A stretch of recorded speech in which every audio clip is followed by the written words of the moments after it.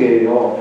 이 종파에 대해서 어디에서나 반대를 받고 있다는 것을 알고 있기 때문에 어디에서나 그냥 바울이 전한 복음에 대해서 바울이 믿는 그 신앙에 대해서는 어디에서나 뭘 받고 있었어요? 반대를 받고 있었다는 거예요. 이 반대를 받고 있었다고 했는데 그러면 누구에게 반대를 받고 있어요? 그리스도인들에게까지. 그리스도인들이 모든 유대인들, 헬라인들 모든 사람들에게 그리스도인들이 뭐예요? 결국 반대를 받고 있었다. 예수 그리스도를 믿는. 왜 반대를 받고 있었느냐? 왜 반대를 받고 있었겠어요? 그것은 한마디로 말해서 헬라인이든 유대인이든 이들로부터 그리스도인들에 대하여서 그리스도인들이 반대를 받고 있었다는 것은 그리스도인들 잘 들으셔야 돼요. 그리스도인들은 어떠했냐면 어떤 경우에서도 불의에 타협하지 않았어요. 누구처럼? 우리가 바울을 보고 있죠. 바울을 보고 봤어요, 안 봤어요? 바울이 자신의 신앙을 타협해요, 안 해요? 안 한 것처럼 바울이 어떤 상황 속에서도 불의와 타협하지 않고 불의와 융화하려고 하지도 않았어요. 이러다 보니까 결국 어쩌냐면 우리가 주일날 오후 예배를 통해서 말씀을 들었던 것처럼 내용이 없이 형식만 따라가는 신앙인들, 유대인들에게는 어떤 면에서 보면 실지어 그리스도인 불의와 악의와 융화되지 않으려고 하니까 적당히 하지. 여러분 한번 생각해보세요. 여러분 입술로도 그렇게 한 적 있죠? 적당히 신앙생활하면 되지. 이렇게 말한 적 있죠? 근데 그리스도인들은 절대 거기에 융화되지 않았어요. 여러분 우리가 하나님을 믿는 신앙은 적당히가 아니에요. 근데 우리는 어째요? 내 입으로도 적당히 하지. 이건 아니라는 거죠. 이건 정말 잘못된 모습이죠.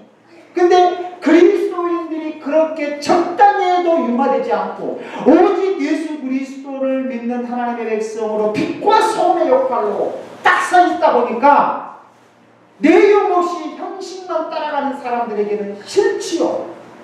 그러겠어 안 그러겠어요? 내용이 없는데 형식적으로 신앙생활하는 사람은 정말로 융화되지 않으려고 하는 그리스도인들을 볼 때 싫고 싫다 보니까 뭘로 몰아붙이는 거예요? 이단으로 몰아붙이는 거예요. 여러분 정말 저와 여러분들이 한번 생각해 보셔야 될 것이 우리가 믿는 예수 그리스도를 우리가 믿는 예수 그리스도는 우리에게 생명이잖아요. 근데 우리가 적당하게 할 수 없는 거죠.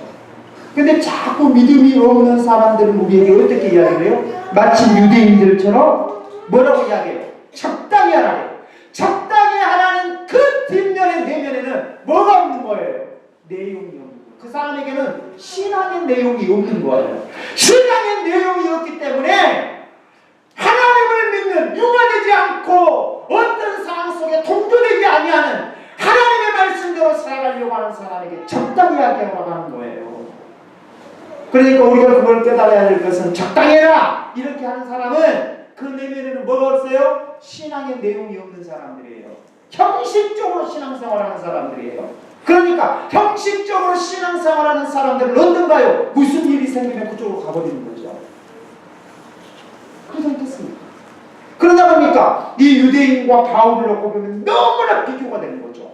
그리스도를 믿는 사람들과 유대 내용이 없이 형식만 따라다니는 유대주의자들과의 이 모습을 딱 비교해보면 너무나 차이가 많은 거죠. 그러다 보니까 결국 어째요? 누구에게도 들어가도 반대를 받고 있었던 거죠. 그러니까 예수님께서도 우리에게 뭘 가르쳤어요? 의를 위하여 핍박을 받는 자는 복이 있다고 얘기합니다. 의를 위하여. 사랑하는 믿음의 성도 여러분,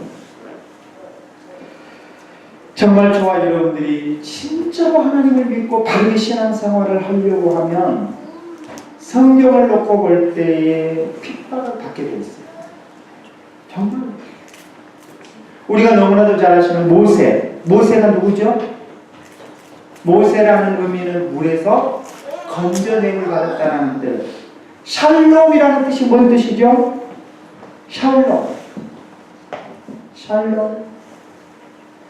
샬롬이라는 뜻. 제리마 샬롬. 평안을 줍니다. 인사의 인사. 유대인들에게 샬롬, 평강을 빕니다. 인상. 그래서 우리가 간혹 메시지를 볼 때 샬롬이라는 의미는 평강을 빕니다 라는 의미예요.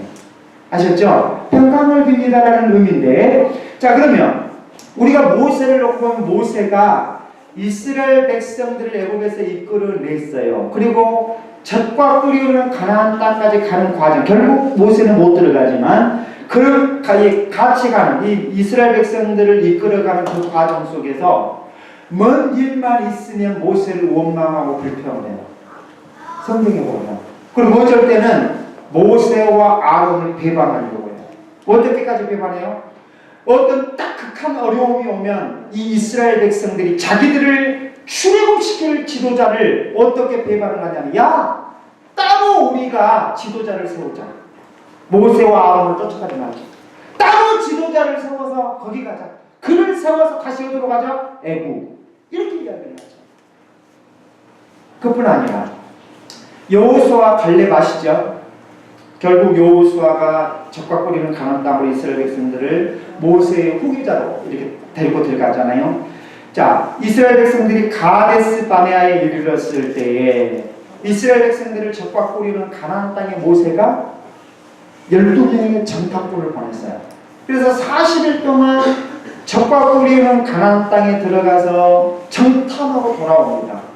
정탐하고 돌아와서 그 정탐의 보고를 하게 되죠. 근데 10명은 포도나무 무화과 석류의 열매를 가져와요. 가나안에서 가지고 와가지고 그걸 보이면서, 야, 이 가나안 땅은 너무 좋은 땅이다 라고 이야기를 하지만, 그러나 그 땅은 한마디로 말해서 거인도 있고 성읍도 크고, 그러니까 우리는 그 땅에 들어갈 수 없다.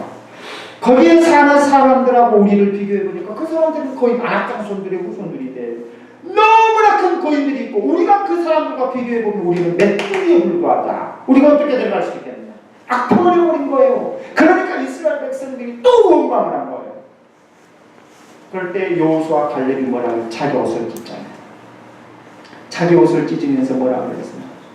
야, 그 땅은 신이도 아름다운 땅이다. 그 땅은 하나님께서 그 땅을 이미 우리에게 주셨다. 우리는 들어가면 된다.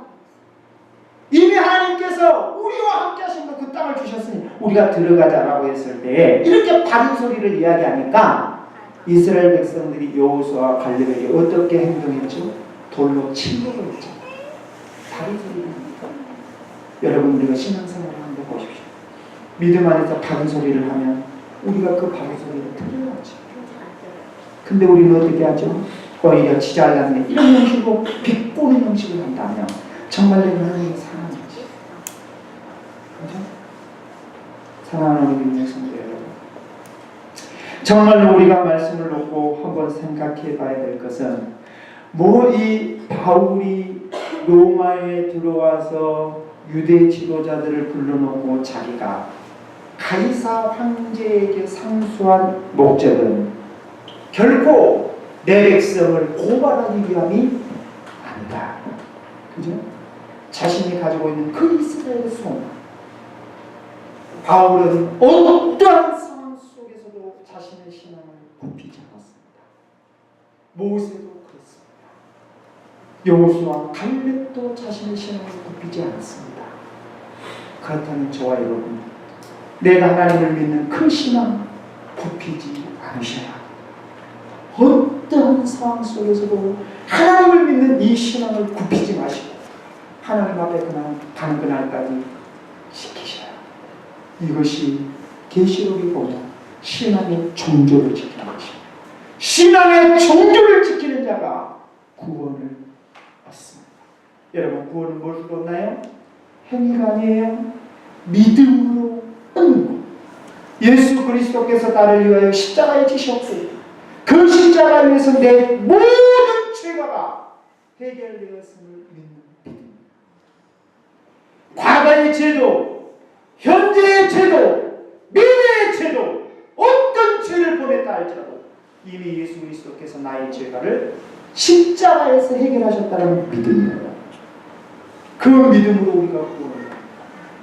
사랑하는 믿음의 성도, 믿음을 지키셔야. 여러분, 다음에 하죠.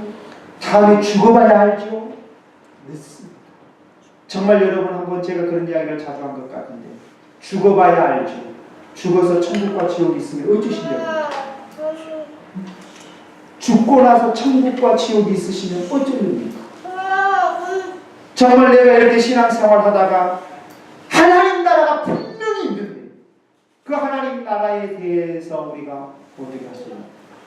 그렇다면 정말 저와 여러분들이 지켜야 될 것은 무엇이냐? 믿음을 굽히지 않는 것입니다. 신앙의 종교를 지키는 것입니다. 그래서 오늘 여기 말씀처럼 정말로 바울이 어떤 상황 속에서도 신앙의 종교를 지키고 로마에 들어가 자기에게 맡겨진 사명, 복음을 전하기 위해서 로마에 들어갔던 것처럼 정말 저와 여러분도 이 땅에 살아가는 날 동안 어떠한 상황 속에서도 믿음의 정절을 지키고 믿음으로 살아갈 수 있는 저와 여러분들이 되시기를 주님의 이름으로 축원합니다. 고로하신 아버지 하나님 감사합니다.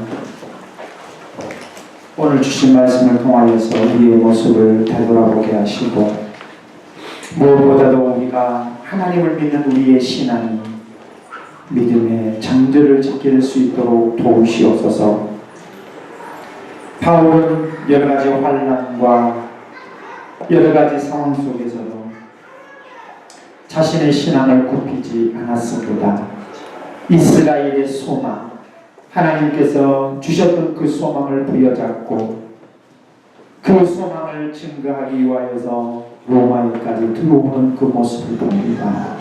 주님, 이 세상 너무나도 험악합니다. 세상에 속이는 우리로 하여금 적당히 하라고 이야기합니다. 그러나 우리가 하나님을 믿는 신앙이 어떻게 적당히가 될 수 있겠습니까? 정말 바울이 어떤 상황 속에서도 자신의 신앙을 굽히지 않았던 것처럼 우리에게 믿음을 주셔서 예수 그리스도를 믿는 이 신앙을 굽히지 않도록 도우시고 그래서 하나님 앞에 가는 그날까지 믿음을 지킬 수 있는 삶을 살아가도록 도와주옵소서. 믿사오며 거룩하신 예수님의 이름으로 감사하며 기도드리옵나이다. 아멘.